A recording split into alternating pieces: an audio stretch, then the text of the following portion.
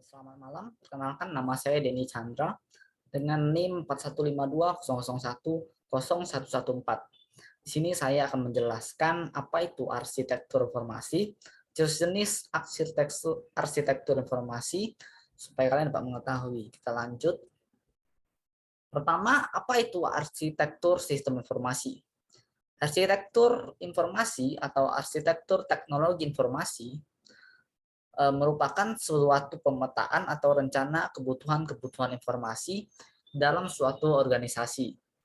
Arsitektur ini berguna sebagai penuntun bagi operasi sekarang atau menjadi cetak biru untuk arahan di masa yang akan datang. Tujuannya adalah agar divisi teknologi informasi memenuhi kebutuhan-kebutuhan bisnis strategi organisasi. Oleh karenanya, arsitektur informasi memadukan kebutuhan informasi, komponen sistem informasi, dan teknologi pendukungnya. Kemudian jenis-jenis arsitektur informasi. Pertama ada arsitektur tersentralisasi atau arsitektur terpusat.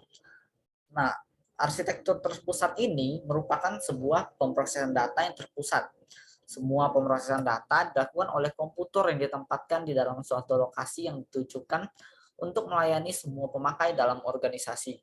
Kebanyakan perusahaan yang tidak memiliki cabang menggunakan model seperti ini. Kemudian ada arsitektur desentralisasi. Arsitektur desentralisasi merupakan konsep dari pemrosesan data tersebar atau terdistribusi.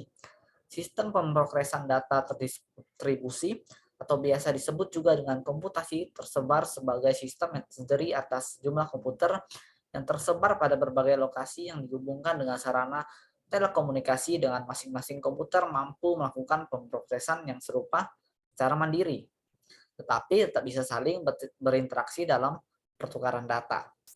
Kemudian yang ketiga ada arsitektur client server.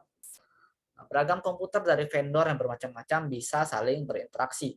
Istilah interoperabilitas sering dipakai untuk menyatakan keadaan ini. Perkembangan ini akhirnya juga disusul oleh kemudahan perangkat lunak untuk saling berinteraksi. Sebuah basis data pada prinsipnya dapat diakses oleh perangkat lunak apa saja. Kebebasan ini merupakan suatu ciri khas pada arsitektur yang dinamakan client atau server. Nah, kemudian ada keuntungan dan kerugian arsitektur tersentralisasi atau terpusat. Untungannya, instalasinya lebih aman, kontrol aman, karena hanya menggunakan satu komputer saja dalam sebuah cabang. Kemudian tiga, ada biaya pemeliharaan yang murah, lebih mudah dalam membuat perencanaan strategis, kemudian lebih mudah melakukan pelatihan, kemudian hardware dan software terstandarisasi sehingga lebih mudah dalam pemeliharaan. Sedangkan kerugiannya, pertama, jika ada masalah, maka semuanya akan terkena dampaknya, atau bisa dibilang kurang fleksibel, karena menggunakan satu komputasi. Kedua, ada sistem yang dibuat secara global, tidak spesifik sesuai kebutuhan masing-masing bagian. Kemudian ada pemrosesan di mainframe lebih lama, jika trafficnya padat. Yang keempat, jika ingin berubah subsistem, maka akan berdampak seluruh sistem, atau kurang dikustomisasi.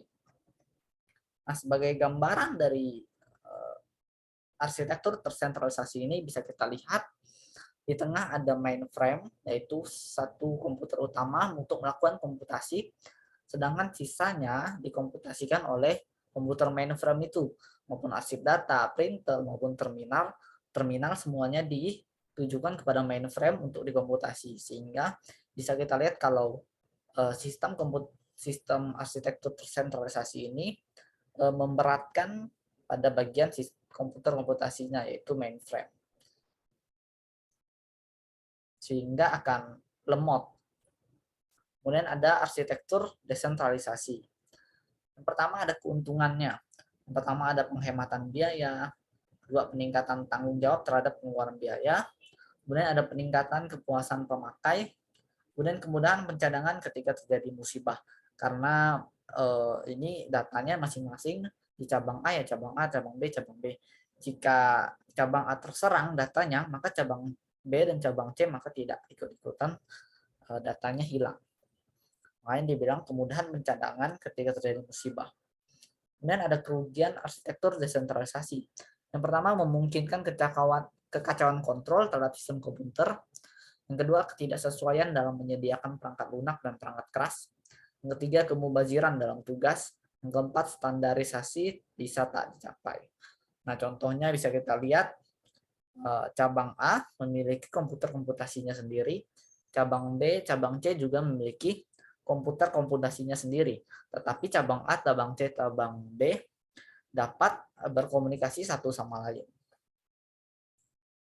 Kemudian ada arsitektur, ini maksudnya arsitektur client atau server.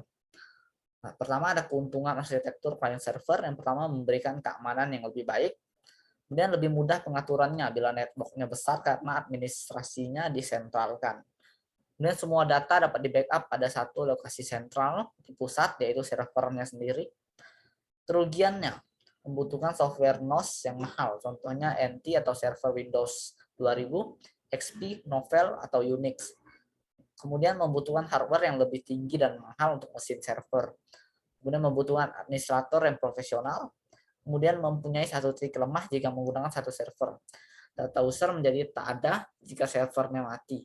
Nah, jadi arsitektur client server ini mengandalkan yaitu server. Jadi data-data client akan dikirim kepada server, kemudian server kemudian akan mengirimkan ke client yang lain. Nah, menurut saya sekian saja penjelasan saya tentang arsitektur sistem informasi. Semoga penjelasan saya dapat bermanfaat buat kita semua. Terima kasih.